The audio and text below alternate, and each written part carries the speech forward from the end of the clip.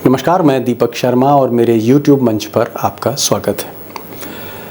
दोस्तों, अगर नीयत ठीक नहीं है, नीयत सही नहीं है, नीयत में खोट है, तो अक्सर बहुत छोटे मामले बदनामी का बड़ा कारण बनते हैं, अपमान के घूंट पिला देते हैं। और कुछ ऐसा ही आजकल प्रधानमंत्री मोदी जी के साथ हो रहा है।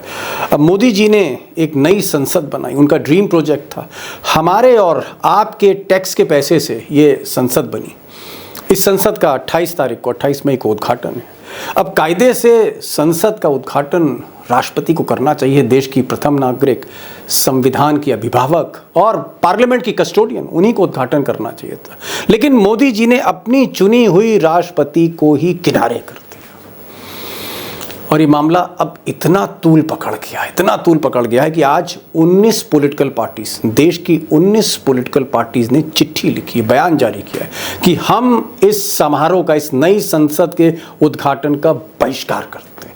हम 28 मई को नहीं जाएंगे मोदी जी के फंक्शन में। और उनका ये आरोप है कि मोदी जी ने कहीं ना कहीं राष्ट्रपति का अपमान किया है, आदिवासी महिला का अपमान किया है और संविधान को ताक पर रख दिया है, जैसा कोई तानाशाह करता हो। अब दोस्तों, खबर ये चिट्ठी नहीं है अपोजिशन की, खबर बहिष्कार भी नहीं है संसद का। असली खबर ये है, जो मोदी मीडिया सुबह से छुपा रही है, वो ये है कि इस चिट्ठी में जहां 19 पॉलिटिकल पार्टीज हैं, कांग्रेस है, टीएमसी है, आम आदमी पार्टी है, समाजवादी पार्टी है, लेफ्ट की सीपीआईएम, सीपीएम है और भी कई पार्टीज हैं देश की, 5 बड़ी पार्टियां नहीं हैं विपक्ष की। और उसमें मायावती का भी नाम है, उसमें नवीन पटनायक की बीजू जनता दल का भी नाम है, उसमें आंध्र प्रदेश के मुख्यमंत्री की वाईएसआर कांग्रेस पार्टी का भी नाम है, उसमें हैदराबाद तेलंगाना के मुख्यमंत्री केसीआर की पार्टी बीआरएस का भी नाम है। और ये वो लोग हैं जिन्होंने पर्दे के पीछे वादा किया था मल्लिकार्जुन खड़गे से या बाकी नेताओं से कि नहीं, हम आपके साथ हैं, ये गलत कर रहे हैं मोदी जी। मोदी जी ने लोकतंत्र को फंसा दिया है, खतरे में। ऐसी बातें नवीन पटनायक और जगन मोहन रेड्डी और केसीआर बंद कमरों में कर रहे थे। लेकिन पता नहीं क्या हुआ कि आखिरी वक्त पर चाणक्य ने ऐसा जादू चला कि ये पार्टियां अब इस चिट्ठी पर दस्तखत करने से डर रही हैं। और शायद टाइगर ने ठीक कहा कि मोदी के दौर में जो नेता डर गया वो मर गया। राजनीति में एक बहुत पुराना शोले पिक्चर का डायलॉग है, सलीम जावेद ने लिखा हुआ, जो डर गया सो मर गया। और हमने देखा है जो डरे हैं, जो income tax, CBI income tax से डरे हैं, उनका राजनीतिक हश्र क्या हुआ है। आप समाजवादी पार्टी देखिए, आप बहुजन समाजवादी पार्टी देखिए, आप अकाली दल देखिए। अब इसके बाद आने वाला चुनाव में बीआरएस जो दूसरे राज्यों में है, उनका हश्र देखिए। आप जो लोग डर रहे हैं, जनता उनको आईना दिखा रही है। तो हिम्मत वालों के साथ क्या ये एक लाइन में जवाब देता हूं दीपक जी। 18 मई 2018 से लेके 2023 अप्रैल तक इस देश में 31 विधानसभा के चुनाव हुए हैं। उस 31 विधानसभा चुनाव में से भारतीय जनता पार्टी अपने बलबूते पे मात्र 6 विधानसभा चुनाव जीत पाई है। अब दोस्तों, टाइगर और मैं आज बड़ा खुलासा करने जा रहे हैं, बेखौफ खुलासा करने जा रहे हैं। और हमारी कोशिश रहेगी कि फैक्ट्स और फिगर, तथ्यों के आधार पर आपको ये बता सकें, साबित कर सकें कि आखिर वो कारण क्या है कि जो लोग मोदी से भिड़ गए, जैसे राहुल गांधी, उनका जो पॉपुलैरिटी चार्ट में जो इंडेक्स ग्राफ है, तेजी से बढ़ रहा है। कर्नाटक में तो कहीं ना कहीं कुछ एरियाज में वो मोदी से आगे निकल गए। यहाँ तक विनेबिलिटी फैक्टर की बात है, जिताने की क्षमता, पोटेंशियल की बात है। उद्धव ठाकरे, जब से उन्होंने हमला किया है मोदी पर, मोदी का साथ छोड़ा है, मुखालिफ खड़े हो गए, एक के बाद एक सारे इलेक्शंस स्वीप किया है उद्धव ठाकरे और शरद पवार ने मिलकर। और केजरीवाल, जिनके 2 बड़े मंत्री जेल में, जिस तरह से वो संघर्ष कर रहे हैं, जिस तरह से उन्होंने एमसीडी को जीता है, कहीं ना कहीं ये साबित करता है कि अगर आप में हिम्मत है, नेता में हिम्मत है, बहादुरी है, तो इस देश की जनता पीछे खड़ी होती है। लेकिन जो समझौते करते हैं, जो झुक जाते हैं, जो कंप्रोमाइजेस करते हैं, उनका हाल कुछ मायावती जैसा हो सकता है। उनका हाल हो सकता है केसीआर जैसा हो जाए, जो अभी तक भारत पर कब्जा करना चाह रहे थे, लेकिन आज कहीं ना कहीं वो कंप्रोमाइज़ कर रहे हैं मोदी के साथ। या अकाली दल का जो हाल हुआ, कंप्रोमाइज़। और आपको जान के ताज्जुब होगा, जो असली खबर पे मैं आ रहा हूँ, कि ये जो पॉलिटिकल पार्टीज़ हैं, नवीन पटनायक या जगन मोहन रेड्डी, ये क्यों नहीं जा रहे यूनिटी के साथ, अपोजिशन यूनिटी के साथ। मुझे एक नेता ने बताया कि नवीन पटनायक ने बंद कमरे में कहा कि हम अपोजिशन के साथ हैं, लेकिन मेरी मजबूरियां हैं कि जब तक मोदी हैं मैं फोरम पे, प्लेटफॉर्म पे, किसी भी सार्वजनिक मंच पर मैं अपोजिशन विपक्ष के साथ नहीं खड़ा हो सकता। ये नवीन पटनायक का स्टैंड है। कितना सही कितना गलत है तो आने वाले दिन बताएंगे, लेकिन नवीन पटनायक अभी तक ये तय नहीं कर पाए कि उनको 28 मई को जाना चाहिए या नहीं जाना चाहिए। वो नवीन पटनायक जिन्होंने इस महिला के लिए, आदिवासी महिला के लिए कहा था कि मैं सब कुछ करने को तैयार हूँ, क्योंकि मैं उड़ीसा से आता हूँ, आदिवासी बाहुल क्षेत्र से आता हूँ। लेकिन आज नवीन पटनायक घबराए हुए हैं, और यही हाल केसीआर का है, बाकी पार्टियों का है। आपको जान के हैरानी इस बात की होगी कि कौन तय कर रहा है कि मोदी जी के फंक्शन में कौन जाएगा, कौन नहीं जाएगा। आपको जवाब इस ग्राफिक से मिल जाएगा। ये ग्राफिक्स आप देखिए और आपको वाकई हैरानी होगी कि मोदी के दौर में छोटे से बड़ा फैसला, छोटे से हर बड़ा फैसला ये साहब करते हैं।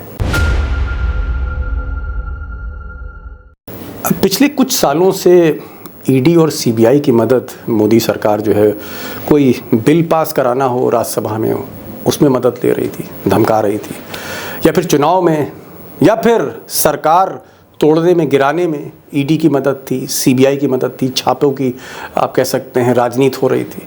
और उसके बाद सरकार बनाने में भी ईडी और सीबीआई की मदद ली जा रही थी। और इसके साक्ष्य, इसके प्रमाण, दस्तावेजी प्रमाण हमने महाराष्ट्र में देखे, किस तरह से शिवसेना को तोड़ा गया, जिसमें ईडी और सीबीआई की भूमिका थी। हमने मध्य प्रदेश में देखा, हमने कर्नाटक में देखा, जहां से ऑपरेशन लोटस शुरू हुआ था, जिस ऑपरेशन लोटस के पीछे सीबीआई और ईडी मुख्य किरदार में थे। वही सीबीआई और ईडी आजकल ये भी तय कर रही है कि मोदी जी के किस फंक्शन में कौन जाएगा, और किस तरह से मोदी जी के फंक्शन में अगर अपोजिशन ने बॉयकॉट कर दिया है तो उसी अपोजिशन में कई पार्टियों को मोदी जी के फंक्शन में लाना, मोदी जी को माला पहनाना। और शायद जगन मोहन रेड्डी, अकाली दल, मायावती ना चाह के भी मोदी जी के फंक्शन में जा रहे हैं, क्योंकि इनके पीछे, इनके सर पर सीबीआई और ईडी की तलवार लटकी है। और मैं अब आपका ज़्यादा वक्त नहीं लूँगा, क्योंकि मैं बड़ी खबर की तरफ पढ़ूंगा। और बड़ी खबर ये है कि मोदी के दौर में जो नेता डर गया वो मर गया। टाइगर के पास चलते हैं, आखिर तक सुनिएगा, बेखौफ बातचीत है, जल्दी सुनाई नहीं पड़ेगी इस दौर में।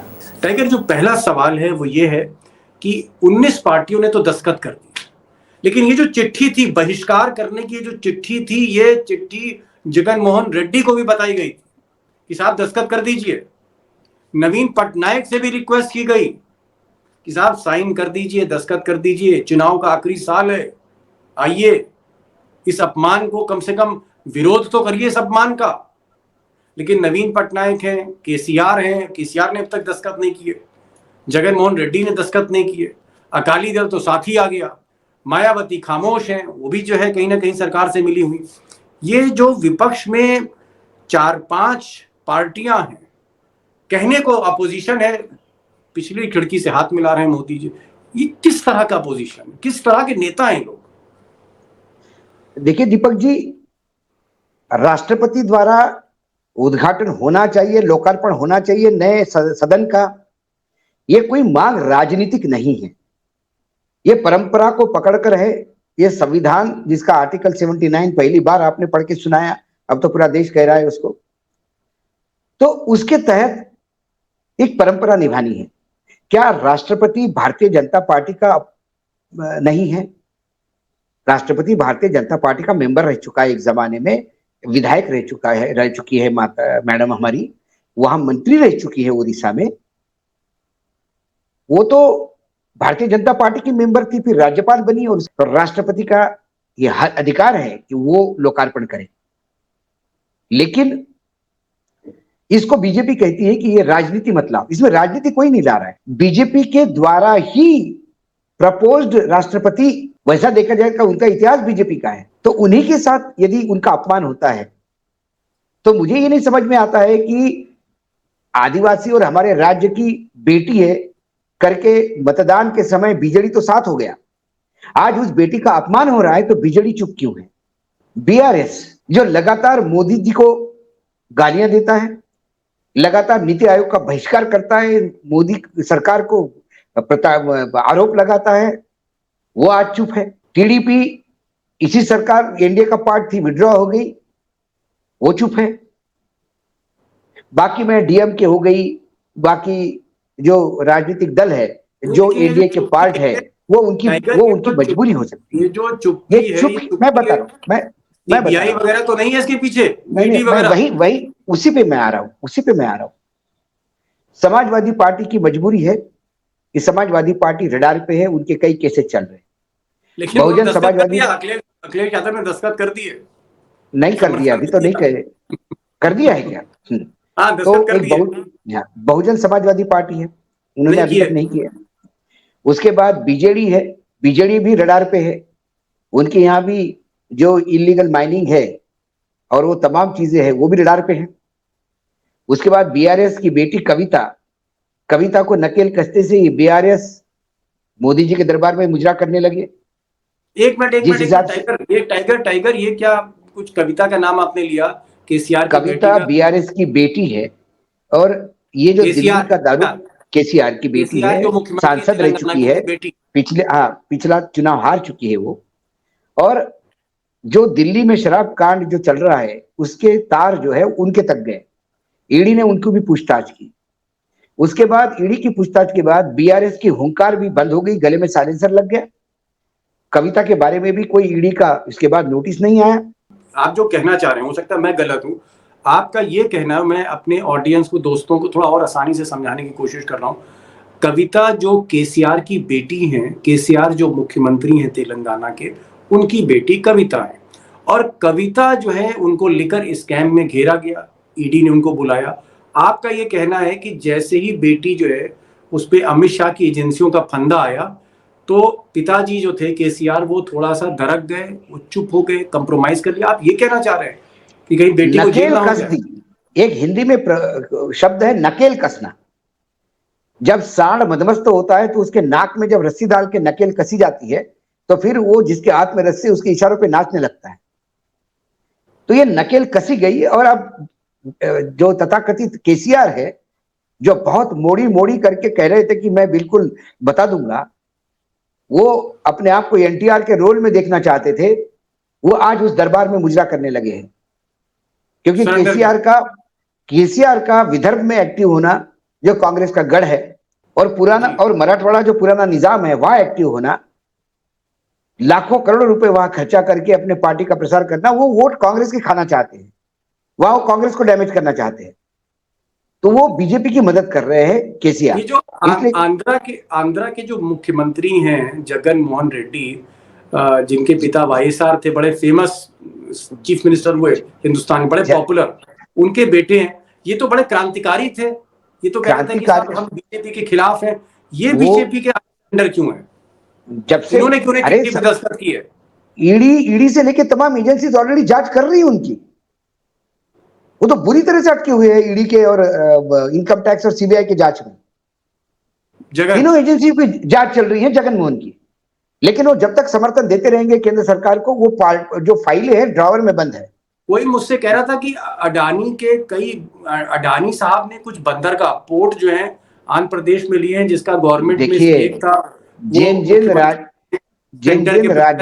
स्टेक दिया। कुछ लोग ये कह रहे हैं कि अडानी आजकल जो है आंध्र प्रदेश के चीफ मिनिस्टर की बहुत पैरवी कर रहे हैं, मोदी जी से पैरवी कर रहे हैं। वो वहां पे सुटेबल दोनों तरफ से दीपक भाई, जिन राज्यों में ईडी का प्रकोप है वहां अडानी जी को सुविधा है। छत्तीसगढ़ में ईडी का प्रकोप है तो राहुल गांधी के प्रॉमिस करने के बाद भी जंगल कटा, क्योंकि अडानी को वो माइंस देना चाहते हैं बघेल साहब, क्योंकि बघेल साहब को लगता है अडानी जी के थ्रू वो ईडी का प्रकोप थोड़ा अपने ऊपर कम कर सकते हैं। तो जहां जहां ईडी है साथ में पीछे अडानी है। तो नवीन पटनायक फिर क्यों सरेंडर कर रहे हैं? नवीन पटनायक मुझे याद आ रहा है कि जब द्रौपदी मुर्मू, जब इनको राष्ट्रपति का उम्मीदवार बनाया गया था, तो नवीन पटनायक ने कहा था कि भाई एक आदिवासी महिला को इस कुर्सी पर बैठाया जा रहा है, मेरा सीना गर्व से चौड़ा हो गया। और उन्होंने कहा था कि हम मुर्मू की वजह से, नॉट बिकॉज ऑफ बीजेपी, क्योंकि मुर्मू जो है महिला है, आदिवासी हैं, इसलिए उनकी बीजू जनता दल जो बीजेडी पार्टी सपोर्ट करेगी। और आज मुर्मू का अपमान हो रहा है और नवीन पटनायक चुप है। मुझे अभी पता लगा कि नवीन पटनायक 27 तारीख को मीटिंग करेंगे पार्टी की, और तब वो तय करेंगे कि बहिष्कार करे ना करे। मैंने आपको पहले ही कहा था ओपनिंग में कि जिस मुर्मू का ओडिशा की बेटी है करके समर्थन किया राष्ट्रपति चुनाव में, उस आज बेटी का अपमान होता है, तो वो प्रदेश जिसकी वो बेटी वो चुप क्यों है? क्योंकि वो भी ईडी के रडार पे है। वहां पे भी माइन का बहुत बड़ा स्कैंडल है। पुराने पाप बाहर निकलने में 2 मिनट लगते हैं वर्तमान केंद्र सरकार की एजेंसियां जिस हिसाब से काम कर रही है। तो मैं क्या बता रहा हूं आपको, ओवरऑल यदि हम राजनीति देखें आज के डेट में, तो राजनीति में एक मर्द कम्युनिटी है, मर्द, और एक नामर्दों की फौज है, एक मर्दों की फौज है। मर्द वो है जो तमाम ईडी, इनकम टैक्स, सीबीआई और तमाम जांच एजेंसी की जांच चलते हुए भी अपना स्टैंड बदलने को तैयार नहीं है, हुंकार भरने को तैयार है, चाहे कोई भी हद तक उनका नुकसान हो। उसमें सबसे बड़ा मर्द मैं लालू यादव को मानता हूं। करप्शन की बात नहीं कर रहा हूं मैं। लालू यादव जेल गए हैं, लालू यादव का पॉलिटिकल करियर समाप्त हुआ है, लेकिन लालू यादव ने अपने बेटे को आगे किया और आरजेडी लगातार अपने वजूद बनाए हुए हैं बिहार में। CBI, income tax, court cases ने उनको कतई डराया नहीं। उनकी बेटी, उनका दामाद, उनके लेफ्ट राइट जितने भी लोग हैं, सबके ऊपर ईडी का प्रकोप चल रहा है। तेजस्वी भी यदि जेल चला जाए चुनाव के पहले तो कोई आश्चर्य नहीं होगा। इसके बावजूद उन्होंने हुंकार भरी है और वो लगातार लोहा ले रहे हैं। राहुल गांधी, मेंबरशिप चली गई, घर खाली करवा लिया, कई केसेस है माता पे, बहनों पे, उनके जीजा लगातार रडार पे है, लेकिन भारत जोड़ो यात्रा करके लगातार ललकार रहे हैं। ममता बनर्जी, भतीजा अंदर, कई लोग अंदर है, भतीजे को प्रताड़ना कर रही है। चुनाव के टाइम हमला हुआ, टांग टूट गई, उसके बाद भी हुंकार भर के तैयार है, आज भी वो लड़ रही है। ठाकरे महाराष्ट्र के, देख लीजिए, वो भी मर्द, उद्धव ठाकरे, वहां तक ईडी पहुंच गई है। बेटे को बदनाम करने का प्रयास हो रहा है। पार्टी तोड़ी, सिंबल लिया, नाम लिया, फिर भी वो टस से मस नहीं हुए, हुंकार लेकर आज भी मैदान में डटे हुए हैं। शरद पवार, अपने करीबियों के ऊपर रेड हुई है, शरद पवार को खुद नोटिस मिला है। अजित पवार टारगेट पे है, अजित पवार की बहनें, उनके यहां रेड हुई है। 2 लोग मंत्री जेल जा चुके हैं, उसके बावजूद भी शरद पवार डटे हुए हैं। केजरीवाल के साथ तो इतना हो गया कि सर्वोच्च न्यायालय के निर्णय के बाद भी अध्यादेश लाके केजरीवाल को दबाने का प्रयास कर रहा है। एक मंत्री 32 किलो वजन खो गया है, ढांचा हो गया, हड्डियों का, जेल में पड़ा हुआ है। उप मुख्यमंत्री के साथ पुलिस दुर्व्यवहार करती है, कॉलर पकड़ के घसीट के ले जाती है। ये सारी बातें होती हुए भी वो भी टस से मस नहीं हुए। राजनीति में एक बहुत पुराना शोले पिक्चर का डायलॉग है, सलीम जावेद ने लिखा हुआ, जो डर गया सो मर गया। और हमने देखा है जो डरे हैं, जो income tax, CBI, income tax से डरे हैं, उनका राजनीतिक हश्र क्या हुआ है। आप समाजवादी पार्टी देखिए, आप बहुजन समाजवादी पार्टी देखिए, आप अकाली दल देखिए, अब इसके बाद आने वाला चुनाव में बीआरएस जो दूसरे राज्यों में है, उनका हश्र देखिए। आप जो लोग डर रहे हैं, जनता उनको आईना दिखा रही है। और जो लोग मर्द के, टाइगर, एक चीज पूछना चाहूंगा कि आप इतने साल से राजनीति कवर कर रहे हैं, देख रहे हैं, समझ रहे हैं, नेता नगरी सब जानते हैं, आपका ये कहना है, जो मैं इन्फ्रेंस ड्रॉ कर रहा हूं, जो मैं मतलब निकाल रहा हूं, जो सार है आपकी बातों का, हो सकता है मैं गलत भी हूं, लेकिन जो मैं समझ रहा हूं, आपका ये कहना है कि हिंदुस्तान की जो पब्लिक है वो एक ऐसे राम के सामने खड़ी होती है जो किसी रावण का वध करने के लिए तीर चढ़ाए। मतलब कहने का मतलब है कि जो दमदार राजनीति करेगा, जो मर्द है, जो लड़ेगा, सत्ता से भिड़ेगा, जो जेल से नहीं डरेगा, सीबीआई से नहीं डरेगा, इस देश की जनता क्या उसे पसंद करती है? देश की महिलाएं उसे पसंद करती हैं, बच्चे उसे पसंद करते हैं 18 साल के ऊपर, कि नहीं इसको वोट देना है, इसके अंदर कुछ काबिलियत है, इसके अंदर हिम्मत है। तो हिम्मत वालों के साथ क्या ये देश खड़ा एक हो सकता लाइन है? में जवाब देता हूं दीपक जी। 18 मई 2018 से लेके 2023 अप्रैल तक इस देश में 31 विधानसभा के चुनाव हुए हैं। उस 31 विधानसभा चुनाव में से भारतीय जनता पार्टी अपने बलबूते पे मात्र 6 विधानसभा चुनाव जीत पाई है, और उसमें भी एक त्रिपुरा की और एक अरुणाचल की है जो छोटी छोटी है। बाकी गुजरात, उत्तर प्रदेश, उत्तराखंड और आसाम छोड़ा तो इनके अपने बलबूते पे कि विधानसभा जीत नहीं पाई। ये आईना दिखा रही है जनता। अब इसको महिमा मंडित करो, आप तोड़ फोड़ के सरकार बनाओ, बंदूक के बल पे सरकार बनाओ। सवाल ही राजनीति का नहीं है, सवाल है परंपरा का, सवाल है संविधान को मानने का। क्या बाबा साहेब आंबेडकर के संविधान को मायावती अपमानित होते हुए देख सकती है? और फिर किस हिसाब से अपने आप को दलित नेता कहती है, जब संविधान की आर्टिकल 79 कहती है कि पार्लियामेंट के मायने राष्ट्रपति, लोकसभा और राज्यसभा है। ऐसे में लोकसभा सदन यदि नया बनता है तो राष्ट्रपति का वहां होना चाहिए। आज मैं 1 मिनट एक्स्ट्रा लूंगा, आपको एक एक्स्ट्रा इंफॉर्मेशन मैं शेयर करना चाहता हूं। आज आदरणीय गृह मंत्री अमित शाह जी ने एक प्रेस कॉन्फ्रेंस करी। उस प्रेस कॉन्फ्रेंस पे 19 लोगों को राजनीतिक से प्रेरित बोला। वो उनका सोच हो सकता है, देश जानता है राजनीति से प्रेरित नहीं, ये परंपरा से है। मुर्मू बीजेपी की ही उम्मीदवार थी राष्ट्रपति की, इसलिए कोई इसमें राजनीति नहीं ढूंढनी चाहिए। लेकिन उन्होंने, देखिए क्या हो रहा है, ये सिर्फ नाम बड़ा करने का नहीं है, ये अपने आप को जवाहरलाल नेहरू के हिसाब से प्रस्थापित करना चाहते हैं।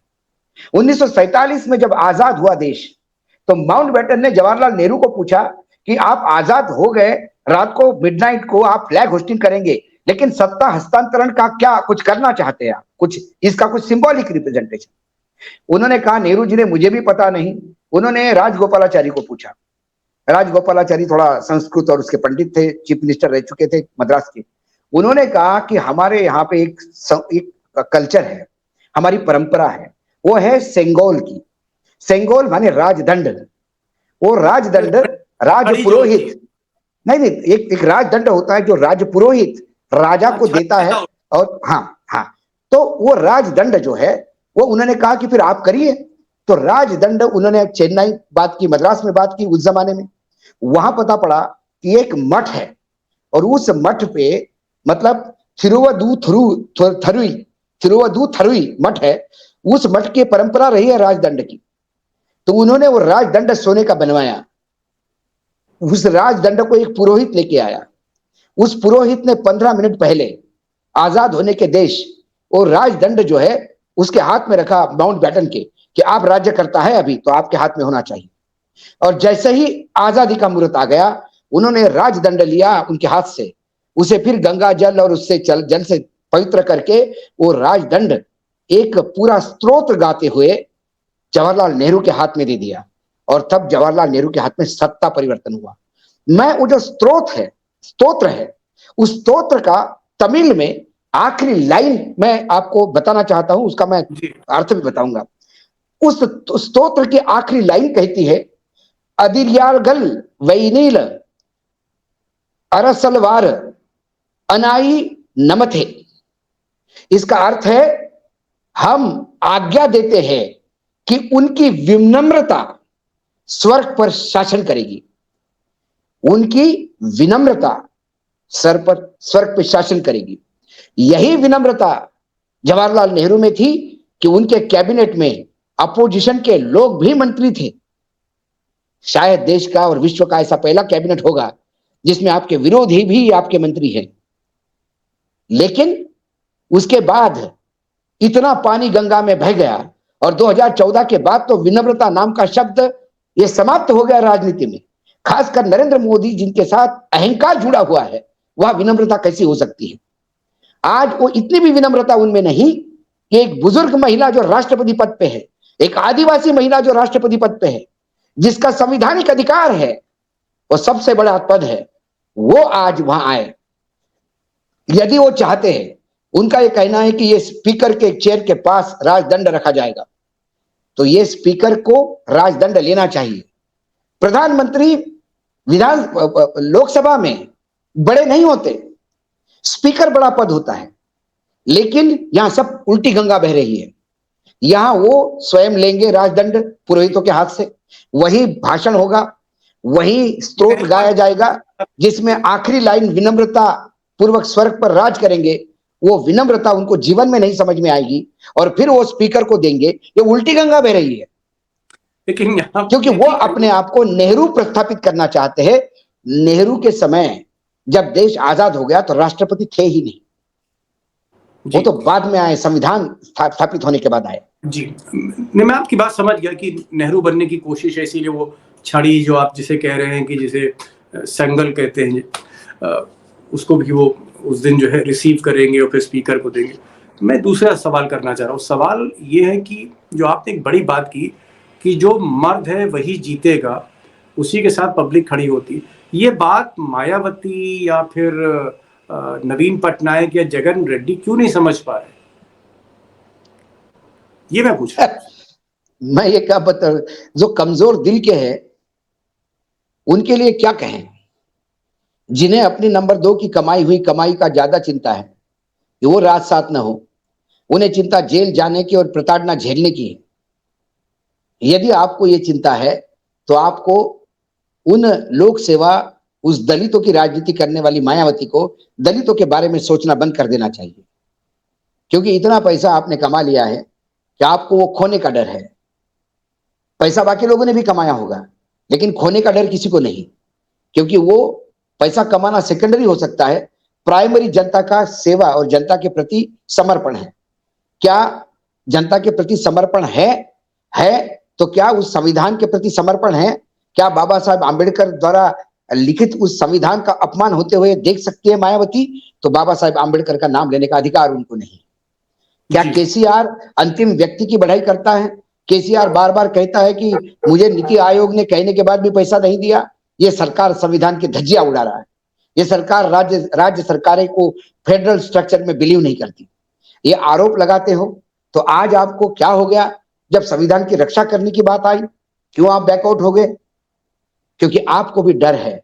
ये संविधान, अंतिम व्यक्ति की सेवा, उत्थान, विकास, ये शब्द खोखले शब्द है, क्योंकि जब भी ईड़ी की पीड़ा सामने दिखती है, इन शब्दों के अर्थ गायब हो जाते हैं। अंतिम सवाल, 24 के लिए जो डरा क्या वो मर जाएगा? जो डर गया वो मर गया? आपका ये डायलॉग कर रहा हूं कि 2024 में जो डर गया वो मर गया। तमाम चुनाव यही दिखाते हैं कि जो डर गया वो मर गया।